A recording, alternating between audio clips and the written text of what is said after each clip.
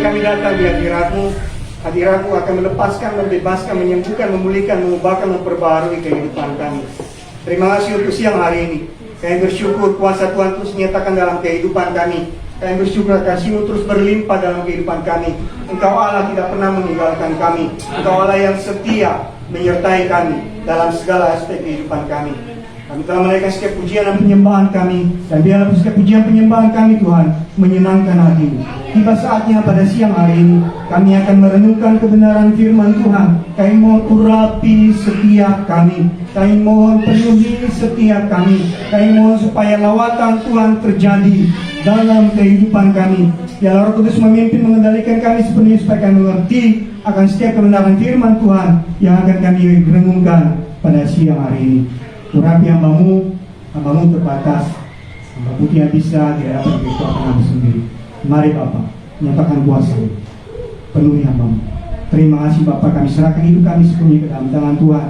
Segala kuasa jahat, kuasa kegelapan, roh-roh jahat yang mengganggu kami selama kami mendengarkan kebenaran firman Tuhan, merenungkan firman Tuhan, kami sepakat, kami usir, kami tolak, kami hancurkan kuasanya dalam nama Tuhan Yesus Kristus, penyayang dalam nama Tuhan Yesus Kristus. Kami mengizinkan kuasa yang daripada Tuhan Yesus yang Roh Kudus memenuhi kehidupan kami. Saudara Yesus bertubus, melindungi, mencegah yang menjadi kami. Terpuji Engkau Bapa, dalam nama Tuhan Yesus Kristus kami berdoa dan bersyukur. Mari sama-sama kita katakan amin. Baik, silakan duduk Bapak dan Ibu. Shalom semuanya. Puji Tuhan. Terima kasih kepada Bapak Kepala yang memberikan jadwal kepada saya untuk menyampaikan kebenaran firman Tuhan pada siang hari ini. Selanjutnya kita merenungkan kebenaran firman Tuhan dari kitab Lukas pasal 19 ayat 1 sampai 10. Lukas pasal 19 ayat 1 sampai 10. Perikop ini judulnya Zakheus. Salah satu tokoh di dalam Alkitab yang menjadi cerita favorit sejak kita masih kecil. Yang lahir dari Kristen, yang dari lahir Kristen pasti dari sejak kecil sekolah minggu sering mendengarkan cerita tentang Zakheus ini. Dan Zakheus ini merupakan sebuah cerita yang cukup favorit bagi anak-anak sekolah minggu. Zakheus. Jadi Lukas pasal 1, Lukas pasal 19 ayat 1 sampai 10. Judul perikopnya Zakheus. Kita baca bersama-sama ya. 1, 2, 3. Yesus masuk ke kota Yeriko dan berjalan terus melintasi kota itu. Di situ ada seorang bernama Zakheus, kepala pemungut cukai, dan ia seorang yang kaya. Ia berusaha untuk melihat orang apakah Yesus itu, tetapi ia tidak berhasil karena orang banyak, sebab badannya pendek. Maka berlarilah ia mendahului orang banyak, lalu mengajak orang Arab untuk melihat Yesus yang akan lewat di situ. Ketika Yesus sampai ke tempat itu, ia melihat ke atas dan berkata, Zakheus, segeralah turun, sebab hari ini aku harus menunggu di rumahmu. Lalu Zakheus segera turun dan menerima Yesus dengan sukacita. Tetapi semua orang yang melihat hal itu bersungut-sungut katanya, ia menumpang di rumah orang berdosa. Tetapi Zakheus berdiri dan berkata kepada Tuhan, Tuhan, segera dan diriku akan kuberikan kepada orang miskin, dan sekiranya ada sesuatu yang kuperas dari seorang, akan kukembalikan 4 kali lipat. Kata Yesus kepadanya, hari ini telah terjadi keselamatan kepada rumah ini, karena orang ini punya Abraham. Sebab Anak Manusia datang untuk mencari dan menyelamatkan yang hilang. Haleluya. Jadi judul firman Tuhan, topik firman Tuhan yang saya sampaikan pada siang hari ini, saya beri judul Bertemu Yesus, Hidup Berubah. Sesuai dengan cerita yang barusan kita baca, Zakheus itu adalah seorang pemungut cukai. Dia tinggal di kota Yeriko. Kota Yeriko adalah salah satu kota yang pertama kali direbut oleh orang Israel ketika mereka masuk ke tanah Kanaan pada zaman Yosua. Jadi setelah mereka keluar dari Mesir, di sebelum mereka menyeberangi Sungai Yordan, ada kota yang diduduki oleh dua setengah suku, Ruben, Gad, dan setengah Manasye di seberang Sungai Yordan. Dan ketika mereka menyeberang Sungai Yordan, maka kota Yeriko adalah kota yang pertama direbut oleh orang Israel ketika mereka memasuki tanah Kanaan, keluar dari Mesir memasuki tanah Kanaan. Nah, Zakheus dia adalah seorang pemungut cukai, dia seorang Israel, tapi kayaknya di Alkitab yang kita baca pada hari ini tidak tertulis dia dari suku apa. Kebetulan cerita tentang Zakheus ini hanya ada di kitab Lukas, tidak ada di kitab lainnya. Jadi hanya di kitab Lukas. Jadi tidak terperinci dia orang apa. Maksudnya suku apa, tidak tertulis dengan terperinci. Kalau di kitab lain ada juga cerita tentang seorang Lewi yang pekerjaannya juga memungut cukai. Nah, seorang pemungut cukai ini adalah seorang yang sangat dibenci di dalam komunitas di kalangan orang Israel. Karena begini Bapak Ibu Saudara, pemungut cukai ini adalah seorang musuh dalam selimut. Karena pada zaman Tuhan Yesus, orang Israel berada dalam jajahan orang-orang Roma, kerajaan Romawi pada saat itu. Jadi Zakheus ini adalah salah seorang karyawan atau pegawai jajahan Roma, penjajah Roma pada saat itu. Dan Zakheus menjadi seorang petugas yang khusus bekerja untuk memungut cukai. Artinya dia seorang musuh dalam selimut. Ketika orang-orang Israel sedang menyusun kekuatan untuk melakukan pemberontakan kepada orang-orang Romawi, justru Zakheus berada di pihak Romawi untuk menindas orang Israel. Jadi dia bertugas untuk memungut cukai, memungut biaya-biaya dari orang-orang Israel. Dan biasanya ketika seorang pemungut cukai memungut berbagai biaya-biaya kepada orang Israel, biaya-biayanya itu tidak menentu, tidak ada standarnya. Jadi kalau di zaman sekarang ini kan ketika pemerintah menerapkan sebuah pajak pada penghasilan tertentu, ada standarnya. Di zaman Zakheus tidak ada standar dalam hal memungut cukai, memungut pajak. Beda dengan zaman sekarang. Jadi terserah Zakheus dia mau memungut seperti apa, terserah dia. Terserah pemungut Lewi dia memungut sebesar apa, terserah dia, suka-suka dia. Maunya dia terserah aja.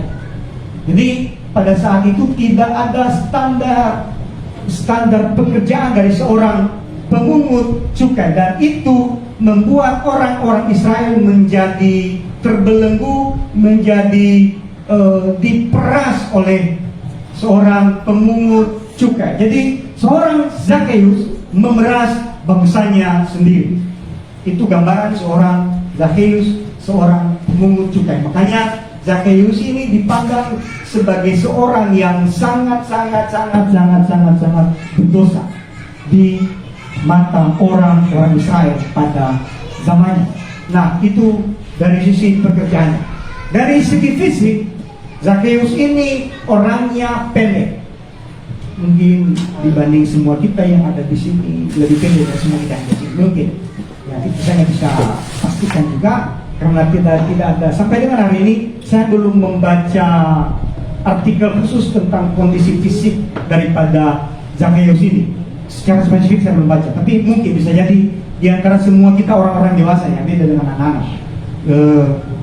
Zakheus ini lebih pendek daripada raja-raja kita yang ada di dalam ruangan ini. Nah, kondisi Zakheus yang pendek ini membatasi dia untuk bisa melihat Yesus di antara kerumunan orang banyak. Jadi kerumunan orang banyak ini bergerombol di situ. Gambarannya jadi karena kerumunan orang banyak, Zakheus susah untuk melihat secara langsung seperti apa Tuhan Yesus itu. Jadi kondisi fisiknya membatasi dia untuk bisa melihat langsung Tuhan Yesus. Dan yang luar biasa, hal ini tidak membuat Zakheus tidak putus asa. Di ayat 4 tertulis, maka berlarilah ia mendahului orang banyak, lalu memanjat pohon ara untuk melihat Yesus yang akan lewat di situ. Jadi Zakheus dalam kondisi apapun yang dia alami pada saat itu tidak membuat dia putus asa untuk bertemu langsung dengan Tuhan Yesus, untuk mengalami sesuatu hal yang luar biasa dengan Tuhan Yesus. Dalam kehidupan kita pada saat ini sering sekali berbagai hal di sekeliling kita sering sekali membuat kita jadi putus asa, sering sekali kita membuat kita kecewa, dan sering sekali membuat kita tidak mau lagi untuk melakukan sesuatu, untuk mencari Tuhan, untuk menyenangkan hati Tuhan, untuk menggapai sesuatu yang ingin kita harapkan terjadi, dinyatakan dalam kehidupan kita. Ketika saya menyampaikan firman Tuhan pada awal bulan kemarin, tanggal 7 Februari kemarin, saya menyampaikan kepada kita begini: iblis tidak bisa membaca isi hati dan pikiran kita, tapi iblis berusaha untuk menguasai, berusaha untuk mengintimidasi, berusaha untuk menggerogoti pikiran kita. Jadi berbagai pikiran negatif tentang seseorang, berbagai pikiran dendam, kebencian terhadap seseorang, berbagai pikiran ketakutan, kegelisahan, kekhawatiran, kebimbangan, dan berbagai hal lainnya iblis lemparkan, iblis masukkan dalam hati dan pikiran kita. Dan yang repotnya begini, sering sekali kita mau dikuasai, sering sekali. Ya, saya juga sering dikuasai, tapi saya berusaha untuk mengendalikannya. Jangan sampai saya dikuasai. Jadi saya berusaha menolak segala macam intimidasi iblis yang ingin menguasai kehidupan saya, pikiran saya. Saya tolak dalam nama Tuhan Yesus Kristus. Jadi iblis berusaha membuat kita putus asa, berusaha membuat kita tidak memiliki pengharapan lagi untuk mencari Yesus dalam kehidupan kita melalui berbagai persoalan, melalui berbagai masalah. Kita iblis sering sekali membuat kita fokus pada masalah kita, bukan fokus pada kuasa Tuhan yang akan bekerja dalam kehidupan kita. Jadi iblis berusaha mengintimidasi kita. Nah, kalau kita fokus mencari Tuhan, kalau kita fokus memandang Tuhan dan bukan fokus pada persoalan masalah kita, maka segala sesuatu yang Tuhan rencanakan dalam kehidupan kita semuanya pasti akan digenapi. Yakinlah, ketika kita fokus pada Tuhan, ketika kita fokus memandang Tuhan, maka berbagai hal yang Tuhan inginkan kita lakukan dalam kehidupan kita pasti akan kita lakukan. Pasti, ketika kita fokus kepada Tuhan, fokus pada Tuhan saja. Jadi apapun yang Tuhan inginkan, apapun yang Tuhan mau, apapun yang Tuhan perintahkan kepada kita, pasti kita akan lakukan ketika kita fokus memandang Tuhan dalam kehidupan kita. Jadi ketika kita tidak fokus pada Tuhan, maka kita tidak akan pernah melakukan, tidak akan setia menyenangkan hati Tuhan, tidak akan setia melakukan kebenaran firman Tuhan, kita akan melakukan berbagai dosa dan segala sesuatu yang tidak menyenangkan hati Tuhan akan kita lakukan dalam kehidupan kita ketika kita tidak fokus kepada Tuhan. Nah, Zakheus melihat sesuatu yang akan dia dapat ketika dia bertemu dengan Tuhan Yesus. Jadi selama ini mungkin Zakheus sudah sering mendengar cerita tentang Tuhan Yesus. Dia sudah sering mendengar berbagai mujizat yang Tuhan Yesus sudah kerjakan. Dan dia penasaran. Dia fokus pada cerita-cerita itu. Dia fokus pada mujizat-mujizat itu. Dia fokus pada berbagai hal yang ajaib, yang dahsyat, yang luar biasa yang Tuhan Yesus sudah kerjakan. Dan dia percaya hal yang sama juga akan terjadi dalam kehidupannya. Dia percaya kalau orang lain diberkati, maka Tuhan pasti akan memberkati kehidupannya juga. Dalam kehidupan kita, mari kita memiliki pola berpikir yang sama seperti Zakheus. Artinya begini, jika orang lain mengalami mujizat, mari kita yakin dan percaya kita juga pasti mengalaminya.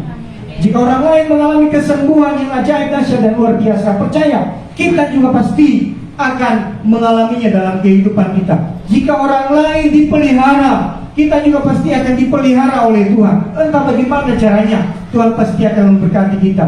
Jika orang lain bisa mengalami hal-hal yang ajaib yang tidak pernah dipikirkan, yang tidak pernah direncanakan olehnya, maka hal yang sama juga pasti akan terjadi dalam kehidupan kita.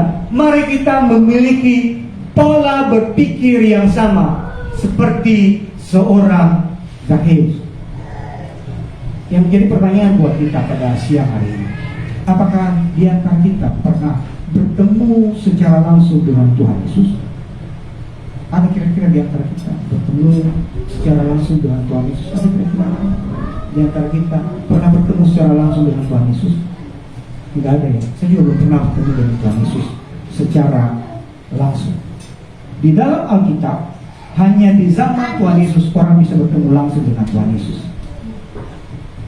Di dalam Alkitab, hanya di zaman Musa dan hanya seorang pribadi Musa yang bisa bertemu langsung dengan Tuhan Yesus. Kalau nabi-nabi lain dikatakan di dalam kitab Bilangan pasal 12, jika nabi-nabi lain mengalami bisa bertemu dengan Tuhan Yesus melalui mimpi, melalui penglihatan, atau melalui apakah itu, tidak bertemu langsung dengan Tuhan Yesus. Sedangkan Musa, dia bertemu langsung dengan Tuhan.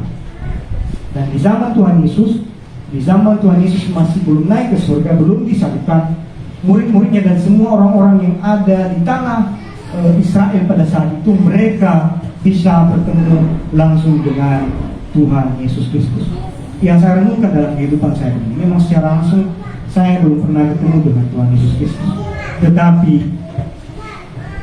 Tetapi yang saya rasakan dalam hidup saya melihat Tuhan Yesus itu melalui setiap kasih-Nya, melalui setiap berkat-Nya yang Tuhan nyatakan dalam kehidupan saya dan keluarga saya. Itulah yang menjadi tanda bagi saya bahwa Tuhan ada dalam kehidupan saya. Ketika hal-hal yang ajaib, yang dahsyat, yang luar biasa, mujizat terjadi dalam kehidupan saya, itulah yang membuat, yang meyakinkan saya bahwa Tuhan ada dalam kehidupan saya. Dia ada dalam kehidupan keluarga saya. Dia menyertai saya, Dia melindungi saya, Dia memelihara saya. Ada setiap saat, setiap waktu Tuhan ada di dalam kehidupan saya. Ada sebuah lagu sejak tahun 90-an. Pertama kali saya dengar lagu ini ketika tahun 97 saya kuliah di Bandung. Ada sebuah lagu berkata begini: ku cari wajah-Mu, temukan kasih-Mu, Kau bukan Tuhan yang jauh dari dulu. Itu pertama kali populer, mungkin 95, 96. Pertama sekali saya dengar tahun 97. Saya kuliah di Bandung, dan itu menjadi rema, menjadi pegangan hidup saya hingga saat ini. Bahwa saya memang belum pernah melihat secara langsung Tuhan dalam kehidupan saya, tapi saya selalu melihatnya dalam kasih-Nya yang Dia curahkan berlimpah-limpah dalam kehidupan saya. Nanti lagunya akan kita nyanyikan setelah kita merenungkan kebenaran firman Tuhan ini. Nah, pada siang hari ini kita belajar dua hal tentang Zakheus. Pertemuan dengan Tuhan Yesus membawa perubahan dalam hidup Zakheus. Ada dua hal yang berubah dalam kehidupan Zakheus. Yang pertama, pola berpikirnya berubah.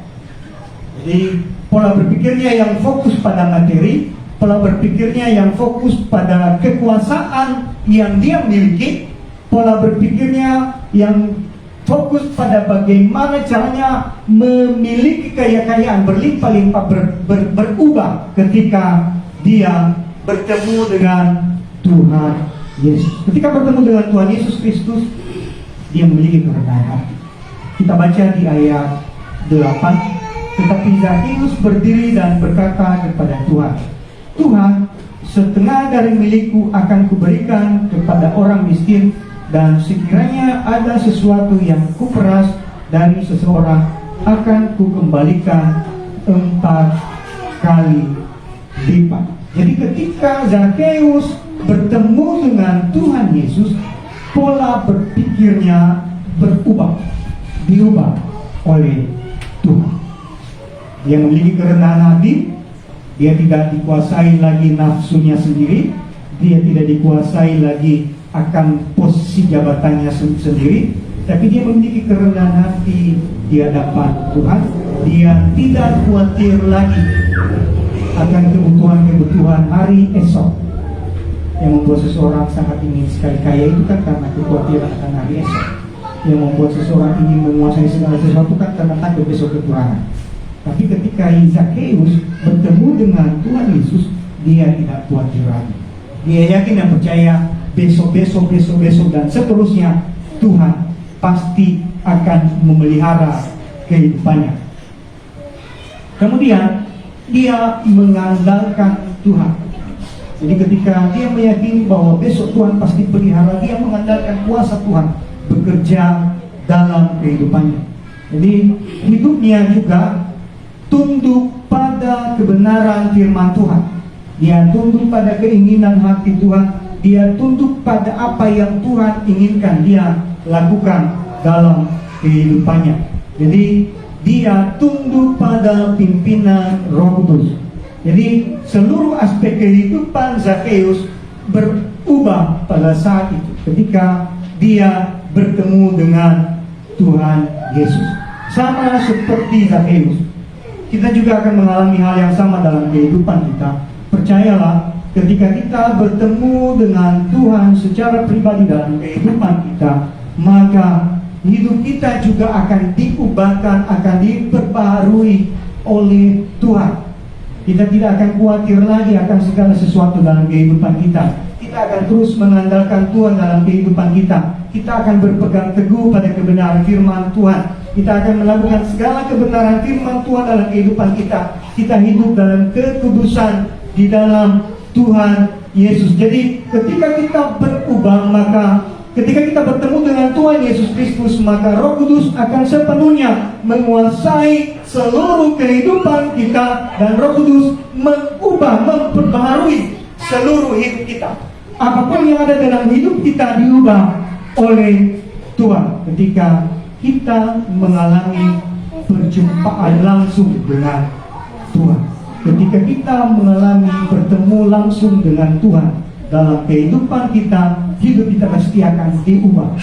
Segala macam keterikatan, segala macam kebiasaan buruk, segala macam hal-hal yang tidak menyenangkan hati Tuhan pasti akan dilepaskan dari kehidupan kita ketika kita memiliki hati yang sungguh-sungguh rindu untuk bertemu dengan Tuhan Yesus. Jadi yang pertama, pola berpikir Zakheus berubah. Hidupnya diubah oleh Tuhan. Yang kedua, hidup keluarganya diselamatkan. Ayat ke-9. Hari ini telah terjadi keselamatan kepada rumah ini karena orang ini pun anak Abraham. Jadi ketika Zakheus bertemu dengan Tuhan Yesus Kristus, maka janji keselamatan dimiliki oleh Zakheus dan keluarganya. Pasti diselamatkan oleh Tuhan. Demikian juga dengan kita, ketika kita memiliki hati yang rindu untuk bertemu dengan Tuhan dengan sepenuh hati kita, maka keselamatan juga pasti akan menjadi milik kita dan seluruh keluarga kita. Karena ketika kita memiliki hati yang rindu bertemu dengan Tuhan Yesus Kristus, dan ketika kita bertemu dengan Tuhan, maka seluruh aspek hidup kita dipulihkan, diubahkan, diperbarui oleh Tuhan. Hidup kita fokus untuk melakukan kebenaran firman Tuhan, maka otomatis pasti keselamatan itu akan menjadi milik kita seutuhnya ketika kita terus melakukan kebenaran firman Tuhan dalam kehidupan kita. Hanya Tuhan di dalam kekristenan yang memiliki inisiatif untuk menyelamatkan umatnya. Sekali lagi, hanya Tuhan di dalam kekristenan yang berinisiatif untuk menyelamatkan umatnya. Artinya begini, ketika saudara dan saya percaya sepenuhnya kepada Tuhan Yesus Kristus, maka kita pasti diselamatkan. Dosa-dosa kita sudah ditanggung di atas kayu salib ketika Tuhan Yesus disalibkan. Semuanya sudah ditanggung. Semuanya sudah dibayar lunas di atas kayu salib. Itulah makna salib itu. Di luar kekristenan, umat-umatnya itu diwajibkan untuk membayar sendiri dosa-dosanya, diwajibkan untuk menyelamatkan dirinya sendiri, diwajibkan. Jadi wajib untuk menyelamatkan dirinya sendiri. Terserah dia bisa atau tidak, dia terserah dia berhasil atau tidak. Yang jelas masing-masing umat di luar kekristenan berusaha untuk mendapatkan keselamatan dengan usaha dan upaya mereka sendiri. Kita bersyukur kita bisa bertemu dengan Tuhan Yesus dalam kehidupan kita, dan keselamatan menjadi milik kita secara cuma-cuma diberikan oleh Tuhan Yesus dalam kehidupan kita. Sama seperti Zakheus diselamatkan oleh Tuhan ketika dia bertemu dengan Tuhan, maka kita juga pasti akan diselamatkan oleh Tuhan. Ini sebuah kepastian, bukan mudah-mudahan, tapi ini adalah sebuah kepastian. Ketika kita bertemu dengan Tuhan dalam kehidupan kita, kita pasti akan mendapatkan keselamatan, dan keselamatan itu sepenuhnya menjadi milik kita ketika kita terus melakukan kebenaran firman Tuhan dalam kehidupan kita. Ini Bapak Ibu Saudara, kalau saudara mau bertemu, kalau saudara mau mengalami perubahan dalam hidup saudara, ada sesuatu hal mungkin yang ingin diubah dalam kehidupan saudara, maka pastikan saudara bertemu dengan Tuhan Yesus Kristus. Beberapa kali ketika saya menyampaikan firman Tuhan di tempat ini, saya selalu menyampaikan pernyataan ini. Di daerah asal kami di Nias, ada sebuah pepatah atau peribahasa berkata begini: so dalu-dalu zohor, le dalu-dalu zito wayaya. Palasnya pernah dengar ya? Pernah ya? Di so dalu-dalu zohor, le dalu-dalu zito wayaya, itu bahasa Nias, bahasa orang barat sana. Ya, kalau diterjemahkan ke bahasa Indonesia kurang lebih artinya begini: orang yang sakit jiwa, orang yang gila itu ada obatnya atau bisa diobati. Sedangkan orang yang dari sononya, dari sananya itu sudah begitu sangat menjengkelkan, sangat tidak menyenangkan, orangnya tidak bisa diobati. Itu sebuah peribahasa dalam bahasa Nias, atau sebuah pepatah atau apa namanya dalam bahasa Nias. Dan saya katakan begini, pernyataan itu adalah sebuah pernyataan yang membatasi kuasa Tuhan.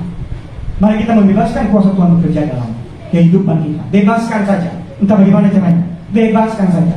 Biarkan Tuhan bekerja dalam kehidupan kita, memulihkan kita, mengubahkan kita, memperbaharui kehidupan kita. Jadi semua hal dalam kehidupan kita, berbagai kebiasaan buruk apapun, berbagai karakter apapun, berbagai pola berpikir apapun, berbagai was-wasan apapun itu dalam kehidupan kita, kuasa Tuhan tidak pernah terbatas untuk mengubahnya, memperbaharuinya menjadi lebih baik lagi, menjadi berkat bagi orang lain yang melihat kita. Jika kita sudah diubah oleh Tuhan, orang akan melihat pribadi-pribadi yang luar biasa, mencerminkan karakter Kristus dalam kehidupan kita. Jadi tidak pernah kuasa Tuhan itu terbatas. Kuasa Tuhan terbatas ketika kita sendirilah yang membatasinya dalam kehidupan kita. Jadi jangan pernah membatasi kuasa Tuhan. Sekitar bulan Februari tahun yang lalu, ya 1 tahun yang lalu, ada seorang pendeta di Nias masih ada hubungan keluarga dengan saya. Jadi istrinya itu satu marga dengan saya, ada hubungan keluarga. Jadi kita orang Batak itu kalau satu marga itu kan sangat sekali. Kebetulan kami orangnya tidak terlalu perhati. Tapi kebetulan istrinya pendeta ini masih satu marga dengan saya. Jadi kami masih keluarga. Dari sisi keluarga juga kami masih ada kekerabatan. Jadi dia membuat pernyataan di Facebook kalimat tadi, dan kami sedikit berdebat di Facebook. Saya memberikan pernyataan saya itu sebuah pernyataan yang membatasi kuasa Tuhan. Tidak boleh pernyataan tersebut kita populerkan. Tidak boleh. Kalau bisa dihapuskan, jangan pernah diucapkan lagi dalam kehidupan kita. Karena setiap perkataan kita ada kuasanya. Nanti kapan-kapan ketika saya diberi kesempatan kita akan bahas lagi tentang hal itu. Mungkin saya pernah membahasnya, nanti kapan-kapan kita bahas lagi bahwa setiap perkataan kita berkuasa di hadapan Tuhan. Jadi jangan sembarangan berkata-kata, karena setiap kata-kata apapun yang kita ucapkan membawa dampak dalam kehidupan kita. Jadi perkataan yang jelek, perkataan yang baik, tidak langsung saat ini, tapi suatu saat pasti akan berdampak dalam kehidupan kita. Jadi jangan sembarangan berkata-kata, mengucapkan kata apapun, jangan sembarangan. Hati-hati saudara ya.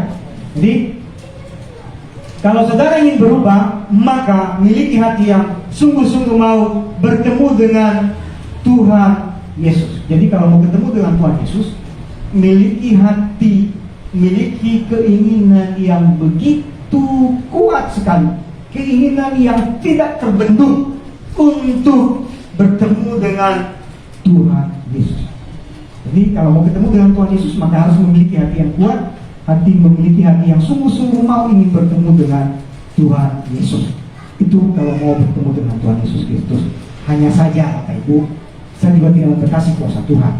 Kasih karunia Tuhan tetap bekerja dalam kehidupan kita, walaupun kadang-kadang juga, walaupun kita tidak memiliki hati yang sungguh-sungguh, oleh kasih karunia Tuhan juga, Tuhan akan pasti menemui kita. Tuhan pasti akan menjumpai kita, Tuhan pasti akan mengubah kehidupan kita. Saya tidak membatasi kuasa Tuhan. Kasih karunia Tuhan berlimpah dalam kehidupan kita. Kasih karunia Tuhan tercurah terus-menerus dalam kehidupan kita. Jadi miliki hati yang sungguh-sungguh, miliki hati yang sungguh-sungguh untuk bertemu dengan Tuhan. Seandainya pun tidak sungguh-sungguh, kasih karunia Tuhan, kebaikan Tuhan, kemurahan Tuhan yang membuat kita bisa bertemu dengan Tuhan Yesus. Nah, bagaimana caranya kita bisa bertemu dengan Tuhan Yesus? Kita bisa bertemu dengan Tuhan Yesus melalui doa, pujian, dan penyembahan.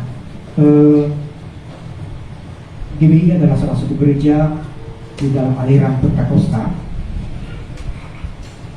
Jadi di dalam aliran Pentakosta ini, minggu yang lalu Bapak Gembala membahas tentang bahasa roh. Yang membedakan kita dengan gereja Lutheran, gereja tradisi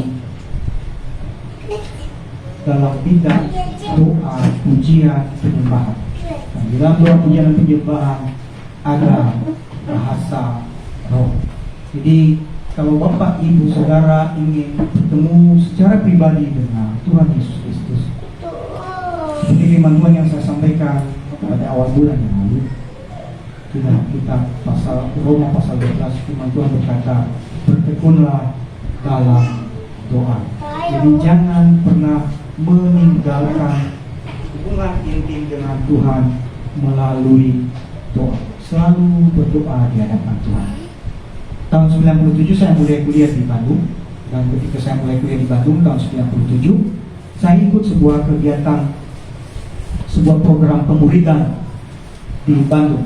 Program pemuridan itu dilaksanakan oleh Komisi Pemuda Gereja BNKP. BNKP itu gereja suku Nias, gereja Lutheran, gereja suku, gereja tradisi.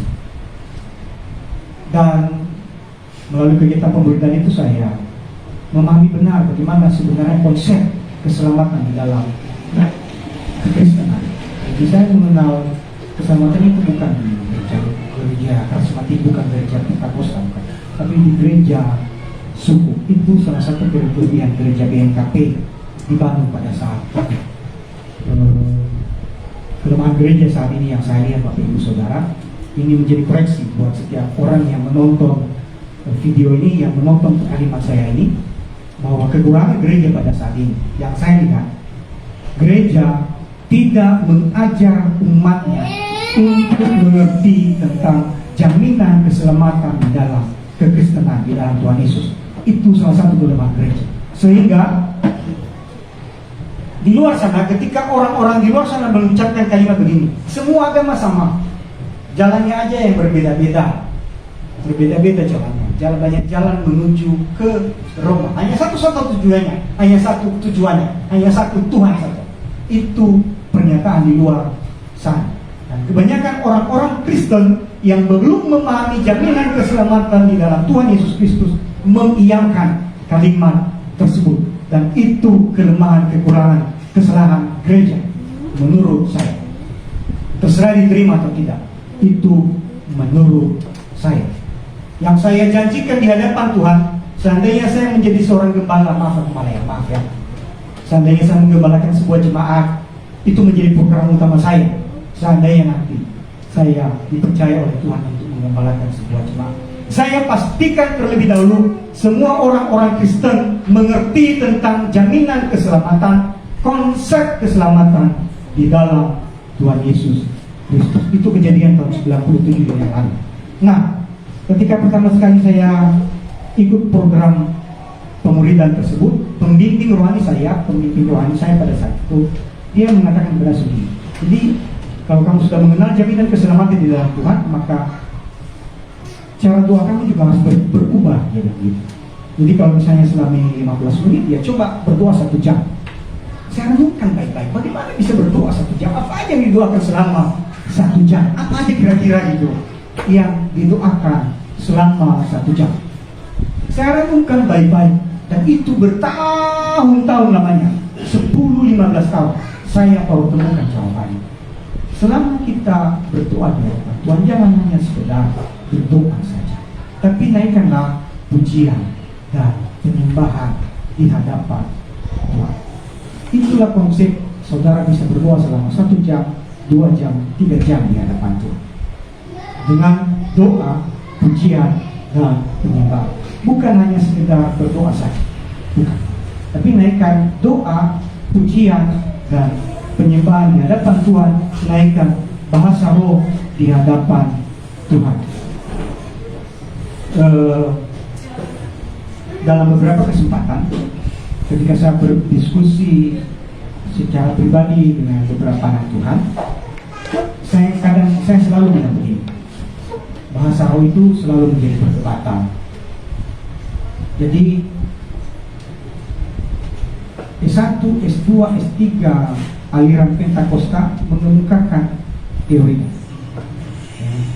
Jadi S1, S2, S3 gereja dari aliran Pentakosta dia mengungkapkan dia punya teori berdasarkan firman Tuhan. Dan itu benar, saya pastikan benar.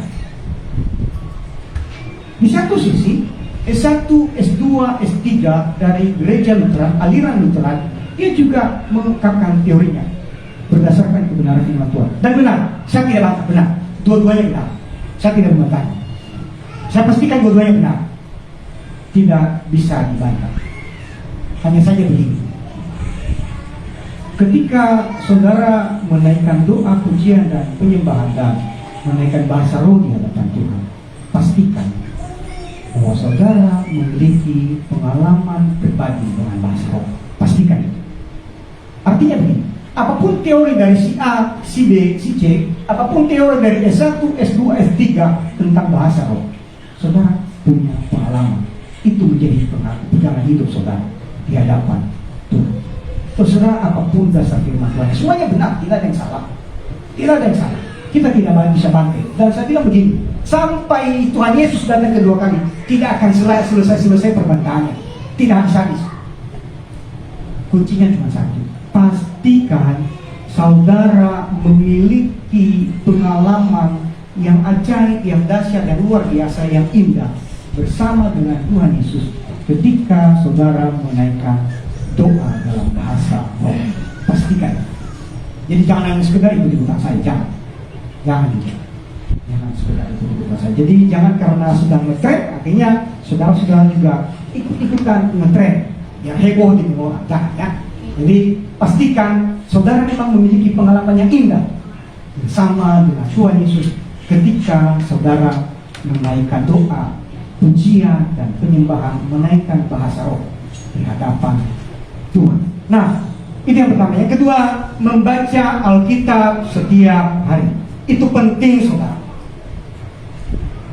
Sejak bulan Januari yang lalu, saya mengikuti sebuah kegiatan gerakan baca Alkitab GBA di sebuah grup WA. Jadi 5 pasal setiap hari, khusus perjanjian lama aja. Jadi diperkirakan perjanjian lama itu jika dibaca 5 pasal setiap hari selesai dalam 186 hari diperkirakan.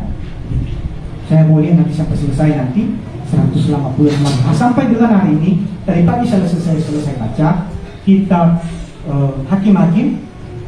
Kami selesai hari ini sudah 46 hari ini dari bulan Januari yang lalu. Nah, membaca Alkitab setiap hari itu sangat penting. Memang membosankan, saya setuju lah, saya sepakat dengan saudara. Saya pilih kita nggak usah berbantah lah, nggak usah berteori lah, saya setuju. Nah, pada prakteknya memang membosankan. Tapi kalau sekali lagi, kalau saudara ini bertemu dengan Tuhan Yesus, memiliki hati yang rindu, memiliki hati yang sungguh-sungguh untuk bertemu dengan Tuhan Yesus Kristus, dan salah satu caranya membaca Alkitab setiap hari. Membosankan iya, makanya memiliki hati yang sungguh-sungguh di hadapan Tuhan untuk bertemu dengan Tuhan Yesus. Pengalaman saya setiap kali saya ikut kegiatan membaca Alkitab dari kitab Kejadian sampai dengan Wahyu, berbagai hal baru saya temukan.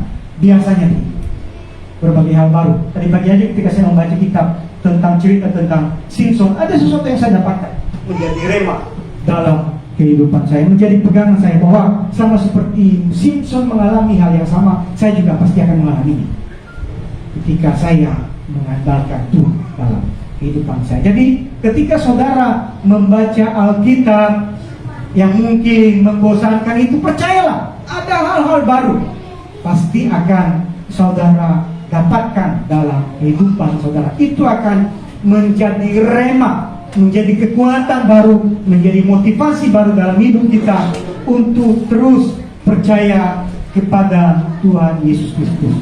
Yang ketiga, selalu ikut ibadah. Jangan malas beribadah. Jangan pernah meninggalkan persekutuan dengan Tuhan. Jangan pernah absen datang beribadah setiap hari Minggu. Cuman puji Tuhan lah, karena masa pandemi ini kan cuma sekali seminggu aja kita bertemu. Kalau sebelum pandemi kan ada ibadah tengah minggunya, ada ibadah doanya, ada pertemuan khusus pelayan pujiannya, ada pertemuan khusus pelayan musiknya, ada pertemuan ini, ada pertemuan ini, ada panitia ini, ada panitia itu. Sekarang kan cuma sekali saja dalam sini, cuma hari Minggu saja, ya toh? Cuma hari Minggu saja. Jadi jangan sampai yang cuma sekali seminggu ini kita abaikan. Nah, mari kita terus sungguh-sungguh rajin beribadah. Kalau perlu jangan terlambat datang ke tempat ini, datang lebih awal di tempat ini. Jadi sebelum yang lain datang, usahakan saudara yang pertama datang di tempat ini. Sebelum ibadah dimulai, saudara datang terlebih dahulu. Jangan setelah ibadah dimulai baru saudara menyusul datangnya. Jadi usahakan yang terbaik kita persembahkan kepada Tuhan.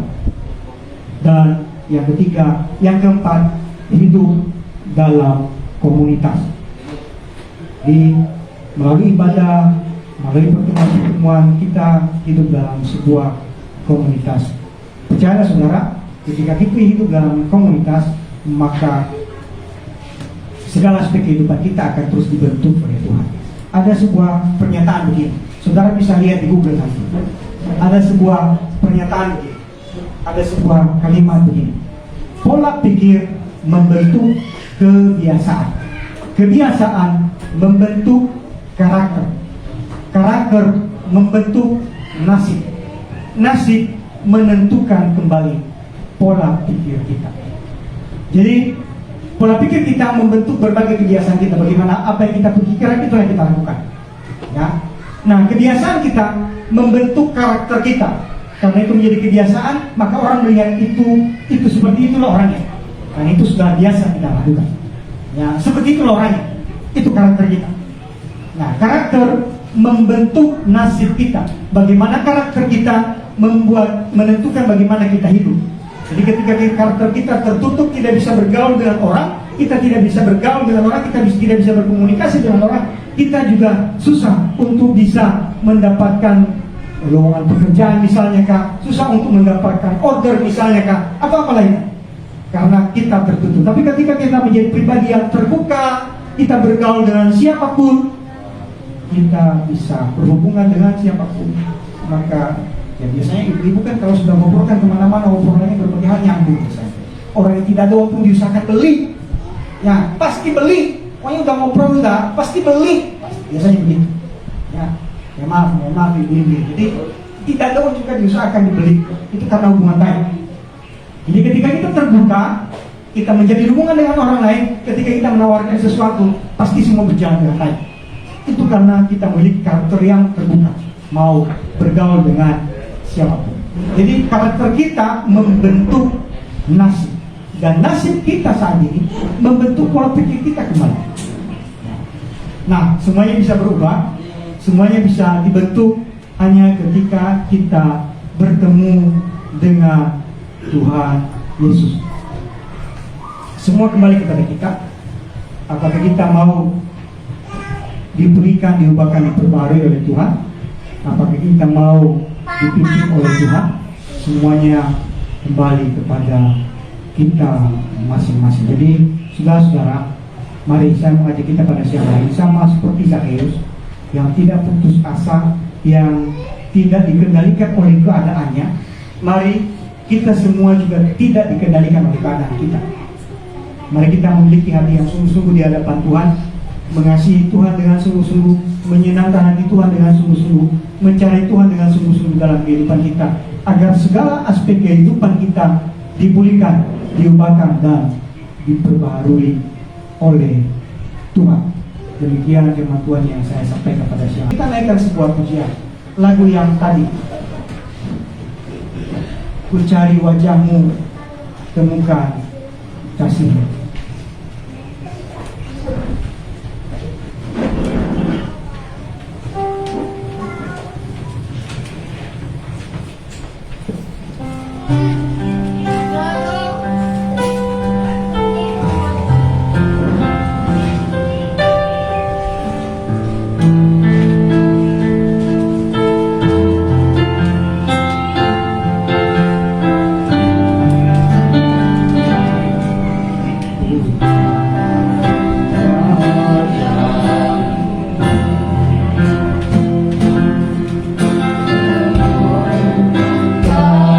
Kasih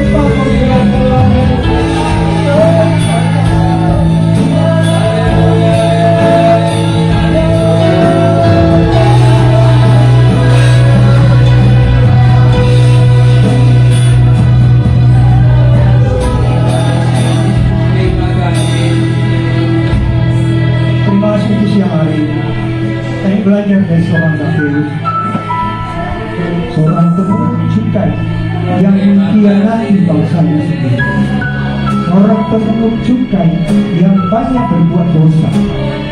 Namun ketika seorang Zakheus yang seorang berdosa, seorang pengkhianat, seorang musuh dalam selimut, sungguh-sungguh mencari Tuhan Yesus dalam kehidupannya, maka engkau Tuhan bukan Tuhan yang jauh, engkau Tuhan yang sangat dekat, mau menjumpai seorang Zakheus. Dan sama seperti Zakheus ditemui oleh Tuhan, kami yakin dan percaya bahwa Tuhan juga mau menjumpai kami setiap hari, setiap saat, setiap waktu dalam kehidupan kami. Dimanapun kami berada, dimanapun kami melangkah, Engkau selalu menyertai kami, Engkau tidak pernah meninggalkan kami. Engkau Allah yang selalu setia mendengarkan seruan-seruan kami. Allah yang selalu menjawab semua doa-doa kami. Allah yang selalu memberkati hidup kami. Allah yang selalu menyertai kami, memelihara hidup kami. Allah yang setia, dan kesetiaan-Mu akan terus dinyatakan dalam kehidupan kami. Keselamatan yang dari Tuhan Yesus Kristus akan terus menjadi milik kami. Mari Roh Kudus penuhi kami, kuasai kami, kendalikan kami, kuatkan kami, mampukan kami untuk terus sungguh-sungguh mencari Tuhan dalam kehidupan kami, sungguh-sungguh melakukan kebenaran firman Tuhan, menyenangkan hati Tuhan Yesus dalam kehidupan kami. Kami terbatas, kami tidak bisa, kami tidak dapat, kami tidak mampu dengan kekuatan kami sendiri. Mari Roh Kudus penuhi kami, mari Roh Kudus surati kami. Terima kasih Bapa, Terpuji Engkau Tuhan Yesus. Terima kasih untuk firman Tuhan pada siang hari. Menjadi rema, menjadi kekuatan bagi kami untuk terus hidup dalam kebenaran firman Tuhan. Mencarikan dalam kehidupan kami, Bapa. Dalam nama Tuhan Yesus. Terpuji Engkau Bapa. Dalam nama Tuhan Yesus Kristus kami berdoa dan bersyukur. Mari sama-sama kita katakan amin.